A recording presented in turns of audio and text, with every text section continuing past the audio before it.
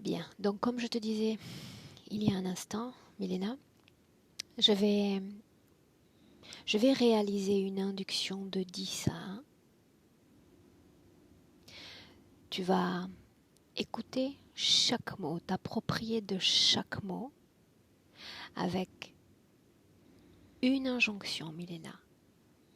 Ressentir sans te connecter directement, simplement ressentir. D'accord? Mhm. Bien. De 10 à 1. À 10,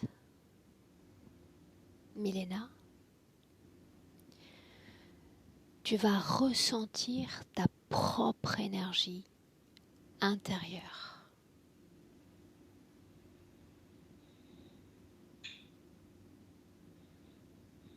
9, c'est l'énergie de ton corps physique que tu ressens.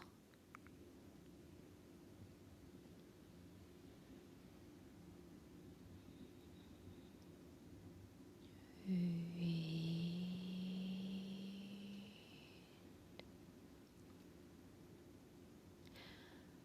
Ressens désormais l'énergie de la pièce dans laquelle tu te trouves.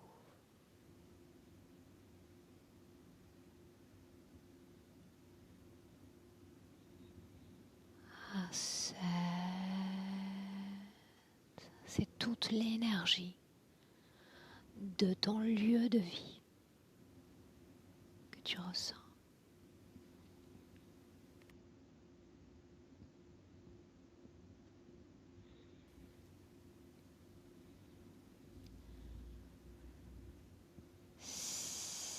6.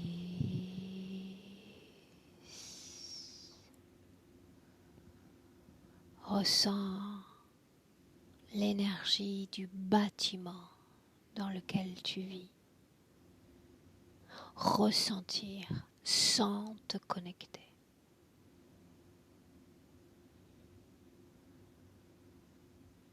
5.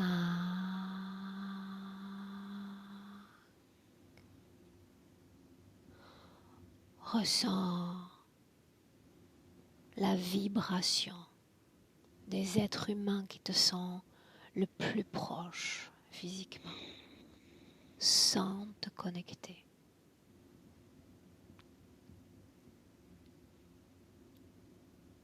4. Avec toujours plus de perspective. C'est l'énergie d'un quartier entier que tu vas ressentir.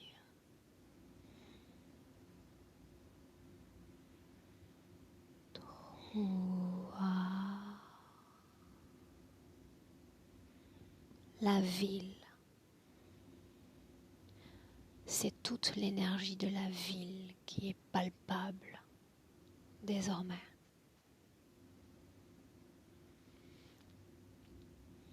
2.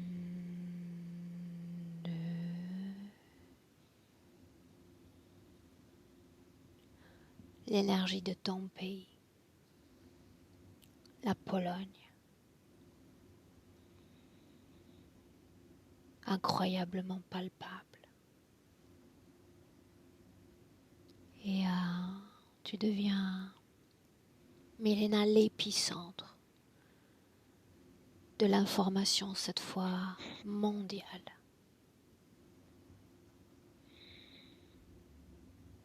Et immédiatement, tu me dis comment est-ce que tu te sens.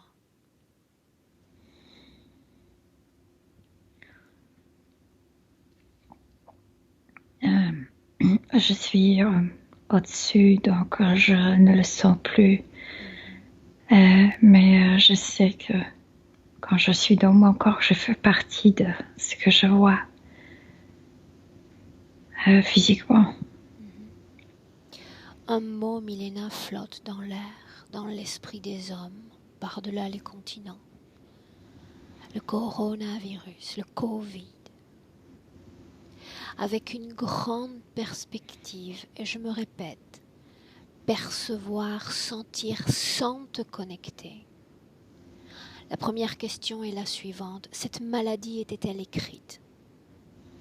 Était-ce un passage obligé à notre humanité?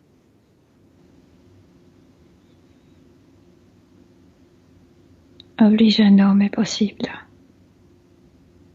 Notre Possible. humanité vit une épidémie tous les 100 ans. Oui. Y a-t-il une cause ésotérique à cela? Regarde.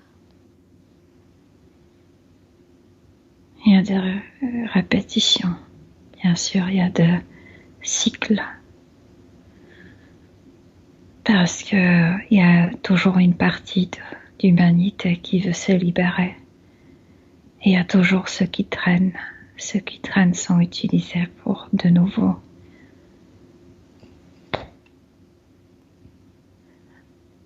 emmener ceux qui sont en avant-garde pour comment on dit, pour le rattraper. Autrement dit, ces cycles, ces épidémies seraient nécessaires, programmées? C'est comme si on n'apprenait pas, c'est comme si on n'était pas unifié dans notre façon de vivre en tant qu'humanité. Ce qui traîne, ce qui n'apprend pas sont de pièges pour ceux qui sont dans l'avant-garde quand il s'agit de l'épidémie. C'est une vague noire. Or. Qui sont ceux qui sont piégés, ceux de l'avant-garde ou ceux qui sont à la traîne? Non, ceux qui à la traîne sont les premiers pour ensuite rattraper ceux qui sont dans l'avant-garde. Ceux qui se libèrent, ceux qui pensent indépendamment. Donc, La pandémie nous unit, on doit se comporter de la même manière tous. La pandémie nous unit? Oui, mais pour ceux qui sont dans l'avant-garde, ce n'est pas bien. Ceux que tu appelles de l'avant-garde sont les hommes les plus conscients? Oui. Quand il y a cette syntonisation dont tu parles entre ceux du bout et ceux de devant, qu'est-ce qui se passe pour ceux de devant? Tu sais, ils sont intelligents donc, et ils sont responsables. Par exemple, je vois quelqu'un qui le fait pour ses enfants. Je vais m'adapter. Je vais faire comme les autres pour mes enfants. Recule. Et commence à se comporter comme les autres. Ça sous-entendrait qu'à chaque cycle, les plus conscients deviennent moins conscients par obligation? Ouais. Ou mère. Ces âmes d'hommes et de femmes qui meurent, Milena, connaissent-elles le même destin qu'on leur connaît?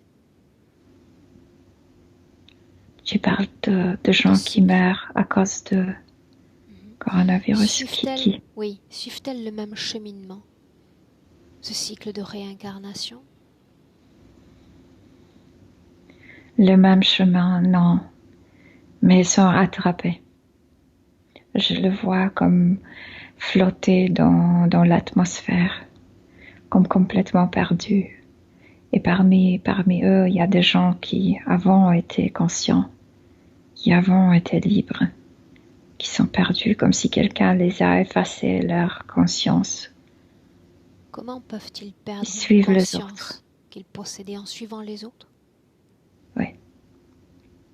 En se connectant à cette énergie, à leur énergie, oui. ceux des autres? Oui. Si tu prends Parce que ça forme une vague noire autour. Justement, cette vague noire, est-ce que tu peux nous la rendre plus imagée, plus symbolique? Maintenant, c'est un courant comme une fleuve, mais cercle fermé. Et c'est juste autour de l'hémisphère nord. C'est là où les actions sont le plus violentes, le plus intensifiées. L'hémisphère sud, juste la bifurcation de temps en temps, mais ici, c'est comme un ruban noir qui entoure l'hémisphère nord, du nord. certaines sources, Milena, parlent d'un virus qui permettrait l'épuration de réseaux de malfaiteurs, de criminalité ou pédocriminalité. Non. Non. Okay. Partant du principe, Milena, que les hommes sont capables de co-créer leur réalité, C'est ça. peut-on considérer qu'ils sont en train de créer cette réalité dans laquelle ils traversent l'épreuve de ce virus?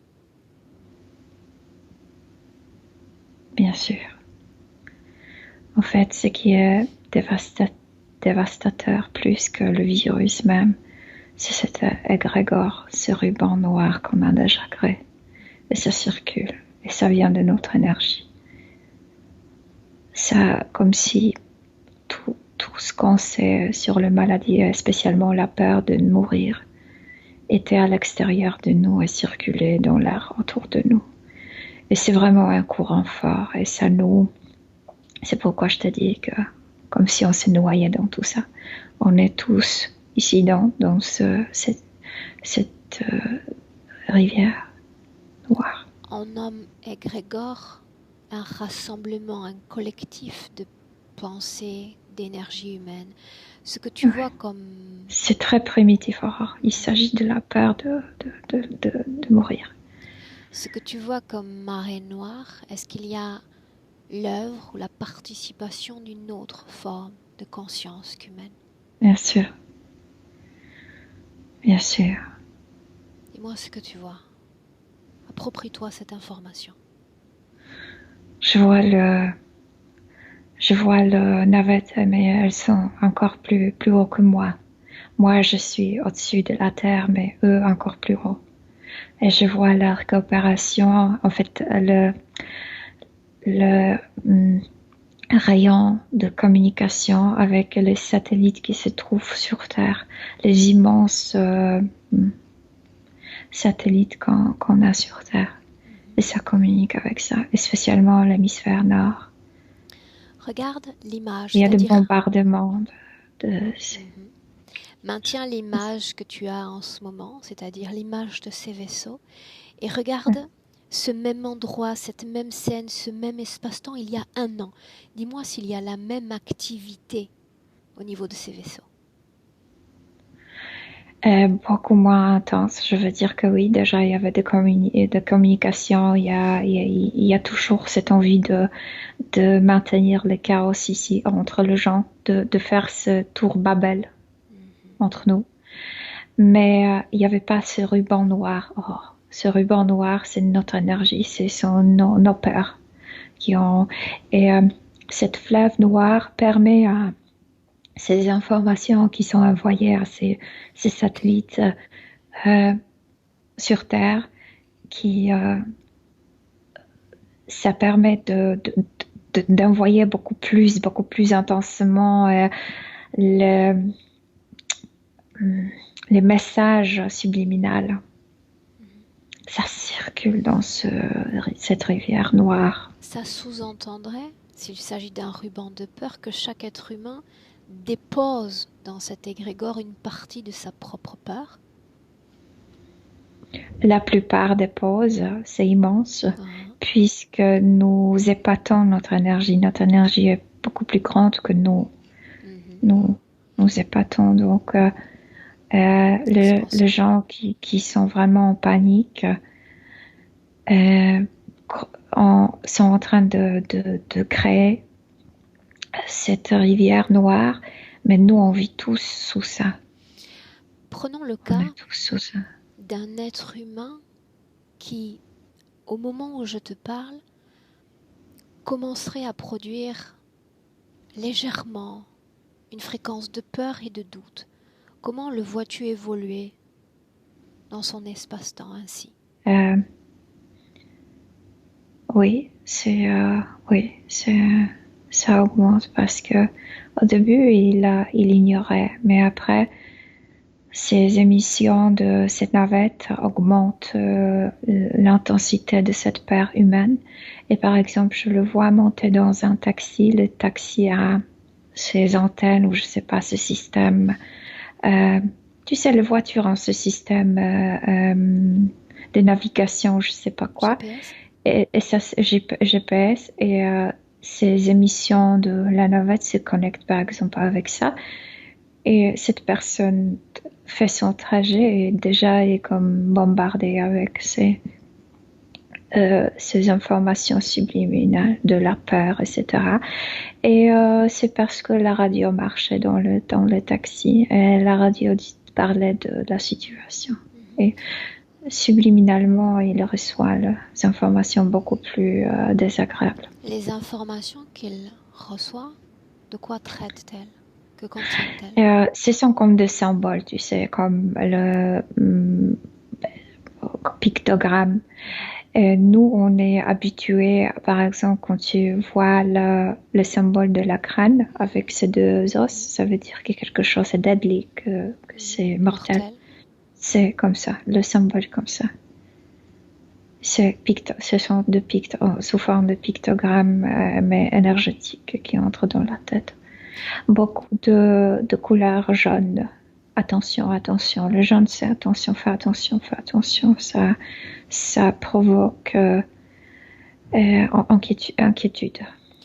L'être humain qui va produire peur, doute, va se retrouver immédiatement connecté à cette vague noire de par son expansion, justement, de par son aura étendue. Oui, oui.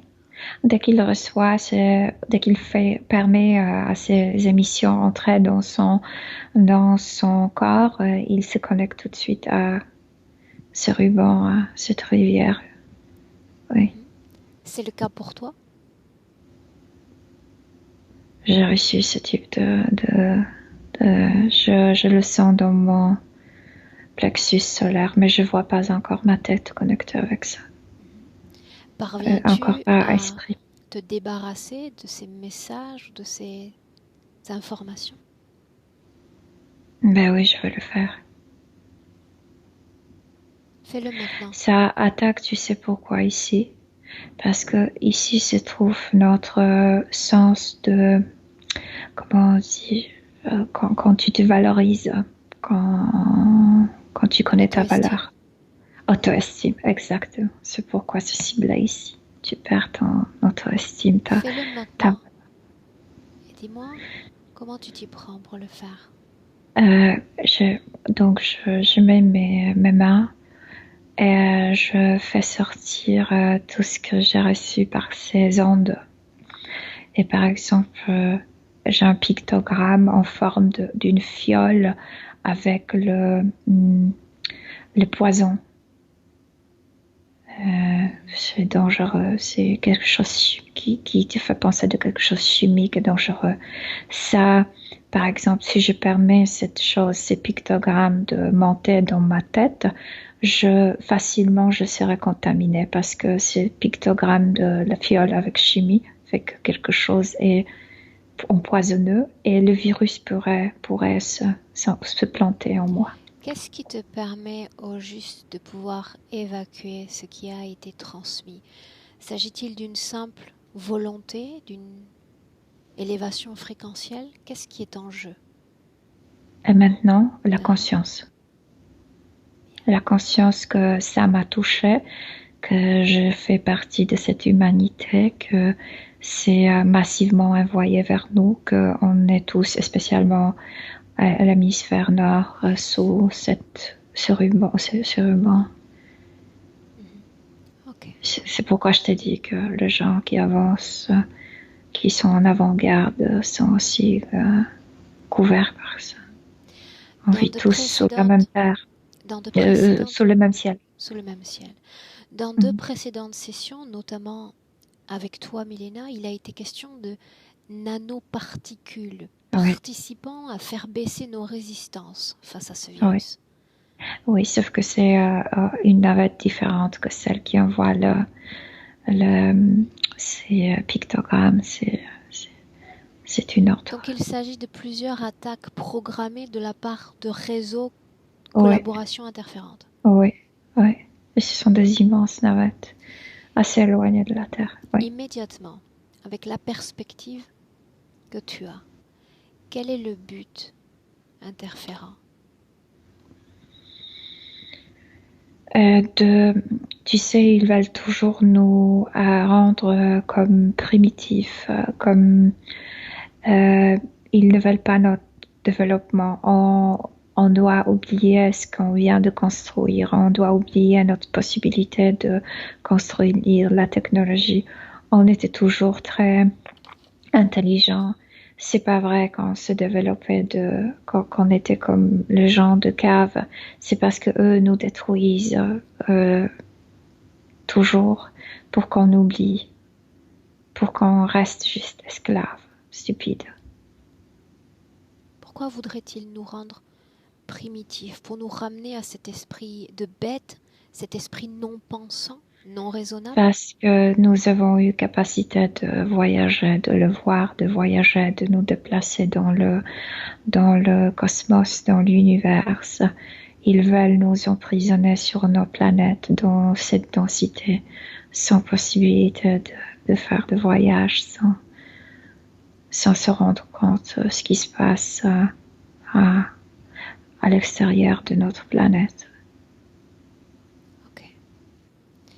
Maintenant, on va quitter la perspective et on va faire un focus sur ce Covid, Milena. Immédiatement, ma question est la suivante. Ce Covid est-il un virus de synthèse ou un virus qu'on va dire naturel? Non, c'est artificiel, c'est trop parfait pour être naturel.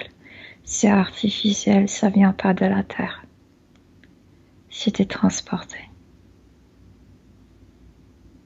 Dis-moi ce que tu vois. C'était créé sur une autre planète, sur un autre endroit. Où es-tu? Je sais pas, je sais pas si c'est une planète ou une planétoïde. C'est quelque chose comme un immense caillou noir, mais immense, la taille de la Terre. Mais la réalité de création de ce virus n'est pas la même que notre réalité physique. Comment cette création a pu être comme déplacée et matérialisée sur Terre? Déplacées, je vois par exemple les âmes humaines qui ont été emmenées là-bas sur cette météore. Je sais pas qu'est-ce que c'est parce que c'est irrégulier, ce n'est pas rond. Immense, mais pas rond. Et ces virus ont été déformés là-bas. En fait, pas déformés, mais plutôt formés parfaitement. Et ces âmes des animaux, des humains sont comme des porteurs de ça, comme les transporteurs. Mais nous parlons d'âme, donc d'une densité forcément différente à celle de nos corps physiques vivant la maladie. Comment ce virus a-t-il pu être matérialisé, provoquant les symptômes qu'on lui connaît? D'abord, les âmes ont été contaminées là au niveau énergétique, déjà portant en elles la conscience et la connaissance de ces virus, qui l'information de ce virus, c'est la destruction. Et ensuite, par de météorites qui tombent sur Terre, ça s'est installé physiquement. Ça s'est installé physiquement. Est-ce que tu peux voir? Il y a des météorites qui tombent tous les jours, non? Elena, le germe de création physique, sa naissance quelque part sur Terre. Regarde ce moment-là. Faire penser que c'était créé dans un laboratoire physique terrestre, mais c'est pas vrai. Où se passe cette naissance? Un peu partout, Aurore, même si on pense que c'était créé en Chine, c'est juste là-bas le virus se déclenchait le premier. Mais je vois partout, je te dis, il y a de météorites qui tombent un peu partout. Pourquoi la Chine a-t-elle été ciblée comme foyer primaire, premier d'interférence? Parce que la population est la plus grande, le plus facile de le faire Éclore? spread. Répandre aussi. Ouais. Ok. Maintenant, une autre question importante. 3 foyers. Toi, tu dis que ce virus a été comme partagé, comment on dit, contaminé partout sur Terre. Pour autant, 3 foyers sont identifiés aujourd'hui. La Chine, l'Europe, l'Iran. Pourquoi l'Iran?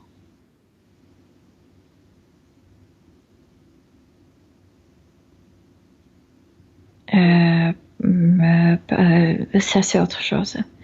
Là-bas, il y a le savoir. Là-bas, il y a des choses qui sont toujours à découvrir.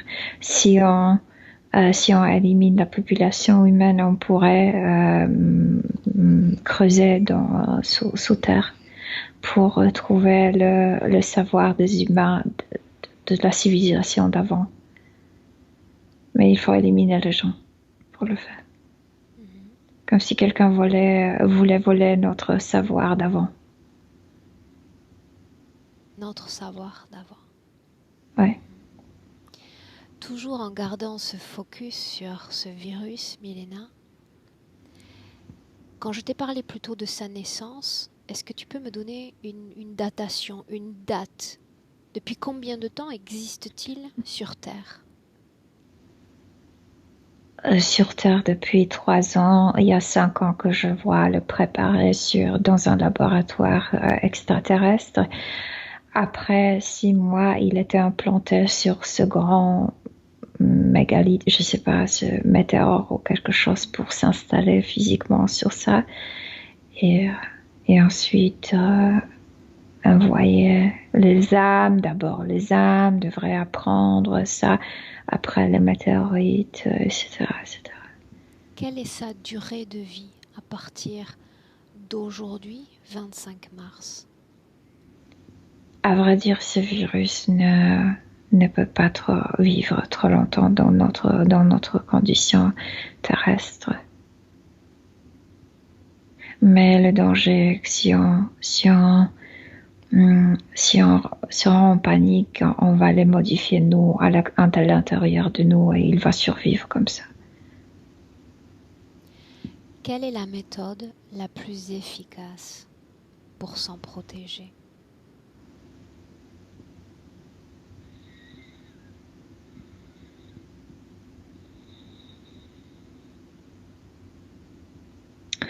Je vois quelqu'un, je sais pas, je vois quelqu'un qui le regarde comme s'il avait cette possibilité de voir à part de notre vue physique, qui l'accepte, qui lui dit fais partie de cette terre, trouve ta place. Comme s'il calmait la programmation de ça. Il calme sa propre programmation ou la programmation du Non, virus? comme s'il parlait à ce virus. Comme il tient comme un morceau de caillou ou quelque chose, comme s'il savait que quelque chose est collé à ça. Et il parle, trouve ta propre chemin. Et il n'a pas peur. Le virus. Ouais. Que penser de cette molécule dont on parle récemment, la chloroquine? Laisse venir les informations. Je vois le contre-courant bleu, mais ça nous dérange énormément. Je ressens la chimie dans l'air. Comme si la rivière Noire circulait avec le clockwise. les aiguilles d'une horloge et il y a le courant contraire bleu. Ok. Y a-t-il des êtres humains moins résistants au virus? Bien sûr, bien sûr, je t'en ai parlé qu'il y a des gens qui sont, mais quand je dis peu conscients, sont en fait peu conscients d'eux-mêmes, ne se connaissent pas, ne connaissent pas ni son corps, ni ses émotions, ne connaissent rien. Donc ces gens-là, quand ils ne se connaissent pas, ils croient à tout ce que tu leur dis. Ils sont si facilement manipulables. Et bien sûr que ce sont eux qui ensuite font couler les autres.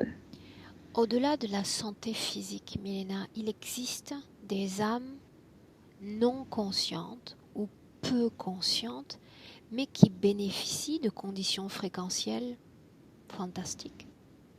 Celles-là sont résistantes, oui ou non? Au début, oui, par exemple, le genre dépressif, comme si le monde se synchronisait avec eux, mais tout de suite, non, en fait, ça le réveille un peu, cette situation. Ceux qui ont une situation fréquentielle favorable sont réveillés par cette situation. Non, je dis qu'au début, le genre dépressif, comme profitait parce que selon eux, dans leurs yeux, le monde s'adaptait à eux. Normalement, dans la vie quotidienne, le genre dépressif était obligé à s'adapter au monde parce que tout le monde leur disait, ah non, si quelque chose ne va pas avec toi, réveille-toi, agis, fais quelque chose. Et quand ils ont vu que maintenant c'est le monde qui clappe, qui cesse d'agir, qui cesse, tu sais, de bouger, qui cesse de rire, au début c'était cette satisfaction. Ah voilà, enfin le monde se synchronise avec moi. Mais c'était la première période. Après, ils se rendent compte que quelque chose ne va pas. Et pour ce genre, ça peut se transformer en quelque chose de bon. Mhm. On va y venir tout à l'heure. Le cas que je souhaitais isoler, tu sais, c'est le cas d'un être humain dont le corps subtil est peu conscient, mais fréquentiellement gai, joyeux. Comment Mhm. évolue-t-il, lui? Le peu conscient, mais avec Euh, de jolies fréquences. Oui, mais peu conscience, ça veut pas dire qu'il n'est pas réceptif. Je vois une personne, je sais pas, c'est comme Tibet, Bhoutan, je sais pas, Himalaya en fait. Mhm. Et c'est quelqu'un qui normalement il s'occupe de pas des brebis, je sais pas qu'est-ce que c'est, mais il y a quelque chose comme ça. Et il souriait, mais maintenant il regarde le ciel et il sait que quelque chose ne va pas. Il le ressent. Donc il est affecté lui aussi par voie de conséquence. Oui, oui. Mhm. Et c'est global. Est-ce qu'il y a, est-ce qu'il y a un rôle des groupes sanguins quant à la résistance au virus?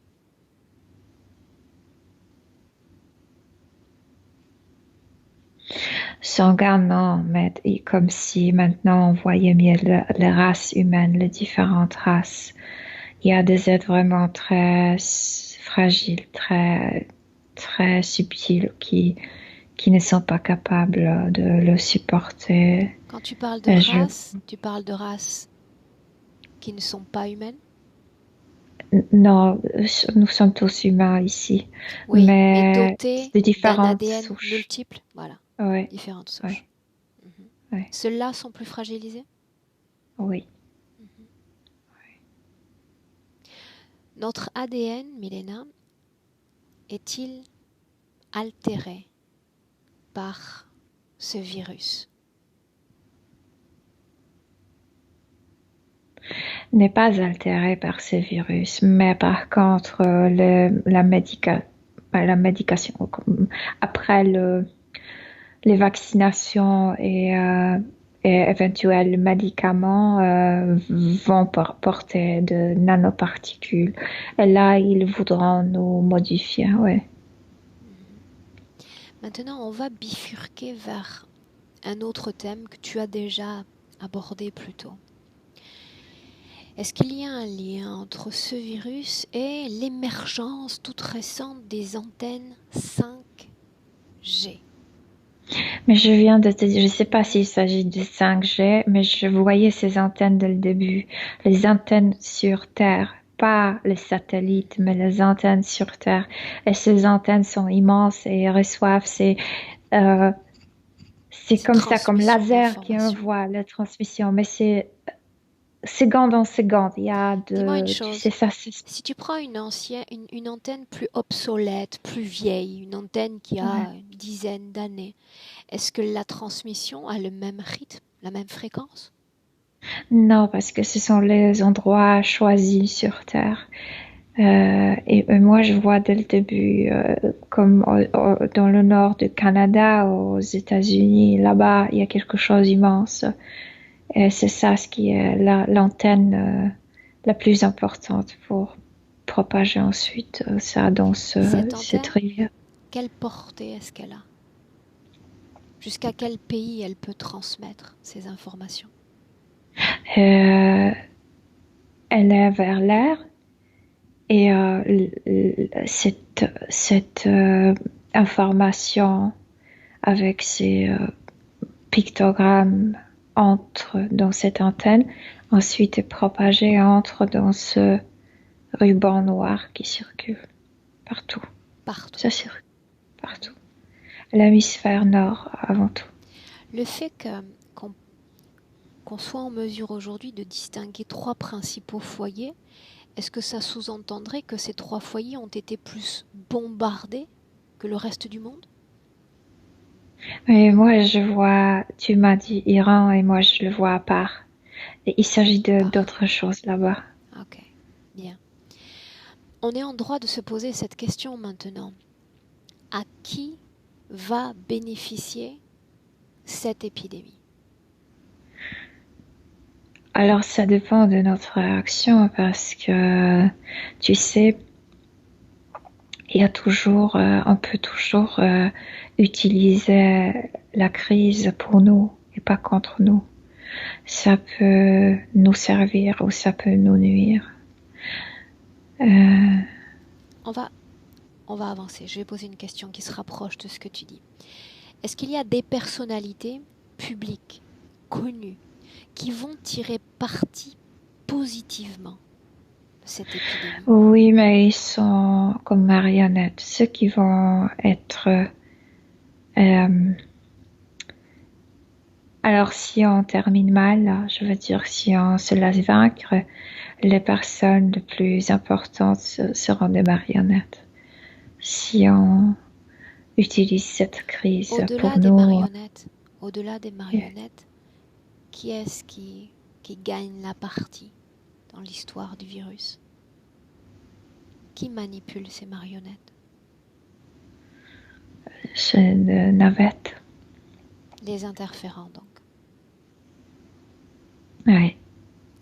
Quel rôle jouent les médias, les chaînes d'information dans l'histoire? Absolument inconscient. Répète que sous contrôle de ces informations envoyées par ces navettes. Répète comme de stupides tout ce qui est envoyé. Des marionnettes également? Oui, oui. Ce que nous sommes en train de traverser, Milena, affecte-t-il la faune, la flore? Non. Non, pas dire, tu cites pas de virus. Virus, non. C'est comme cet homme dont je te parlais. Il a, il y a place pour tout sur cette terre. Il a laissé la place pour ce virus, donc le virus le laisse en paix aussi. Donc la flore, la faune, non, mais par contre, ce qui influence les deux, c'est cette rivière qu'on a créée. Cette faune, cette flore, sont-elles capables de se régénérer au milieu de cette marée noire?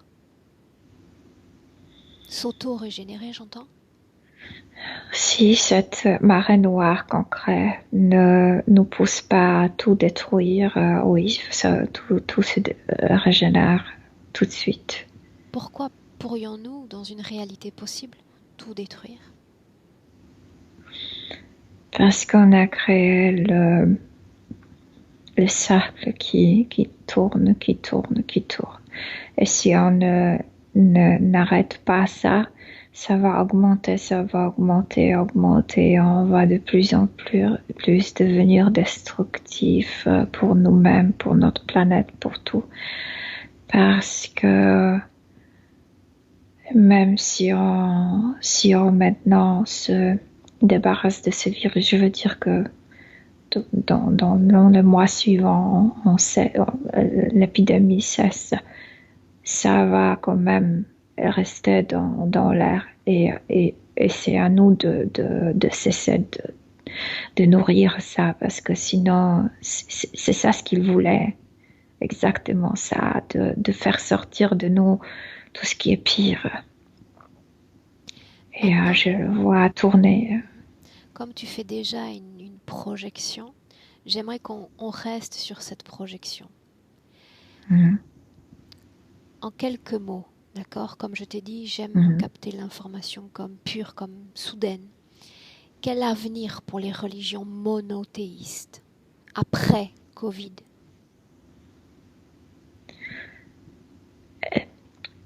Je te dis, si ça prend si on suit le scénario mauvais, ça va se renforcer.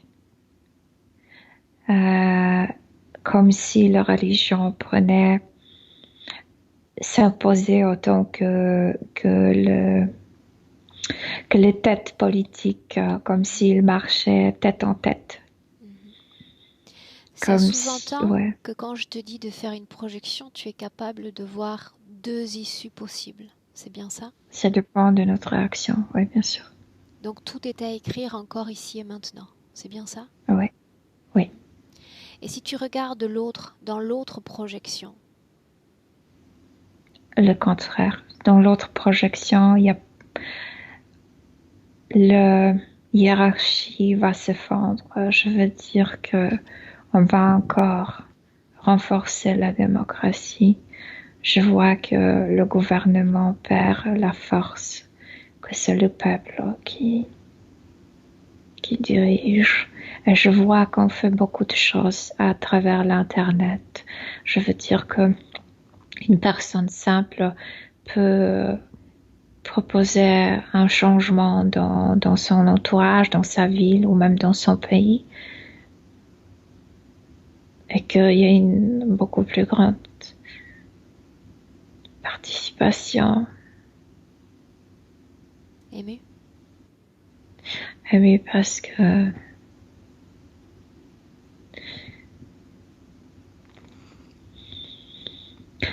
que si on sort de ça, il y a un énorme respect.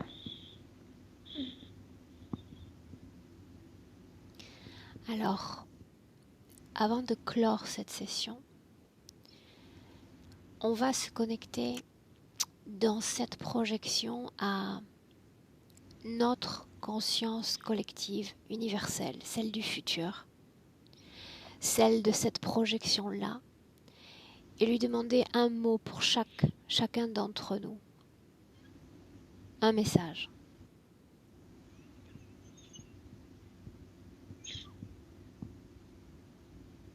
Le message, je n'ai pas trop compris d'où je dois tirer le message. Bien souvent, il nous arrive d'aller voir nos grands-parents pour profiter de leur expérience, de leur traversée humaine et nous donner un conseil. Oui. Si on s'adresse à nous, à la meilleure partie d'entre nous, au plus beau créateur humain, et on leur demande un message pour nous, pour ce que nous traversons en ce moment.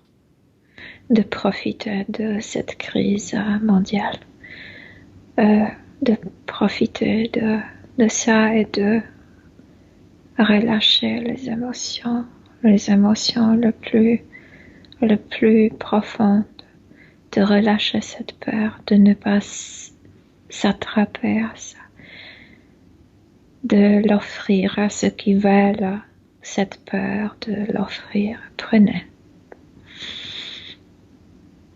Et plus. Ok. Inspire profondément. On veut vivre. Nous, on veut vivre. Et on est enfermé ici parce qu'on craint toujours pour notre vie. Et on se vend pour cette chair. Parce qu'on aime tellement la vie. Mais puisqu'on aime tellement, on craint tellement. C'est un cercle vicieux. Et c'est le bon moment de relâcher ses peurs. Alors fais-le toi. Relâche toutes tes peurs, toutes tes appréhensions et dans ton propre corps, tu vas créer ce qu'il y a de meilleur en toi, ce que tu aimes le plus expérimenter en termes de fréquences, les plus pétillantes, les plus colorées, les plus créatives. Et tu te prépares parce qu'on rentre. Prête? Oui. À 1, Milena, déconnecte-toi complètement de toute source d'information et de toute fréquence. Déconnecté de tout et absolument de tous. Tu es ta propre étincelle, souviens-toi. Oui. Recrée ton champ fréquentiel, apaise ton âme, apaise ton corps. Rends-le unique, rends-le merveilleux. Mais c'est fantastique de le relâcher. Oui. À 2, alors toujours aussi relâché, toujours aussi apaisé, en paix cette fois avec toi-même. Ressens ton corps physique, réapproprie-toi de ton corps physique et à chaque battement de cœur, plus présente, plus heureuse.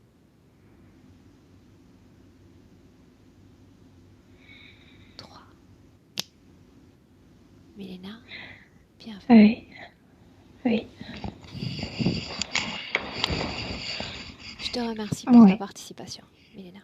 Oui, merci. Moi, j'adore cette terre.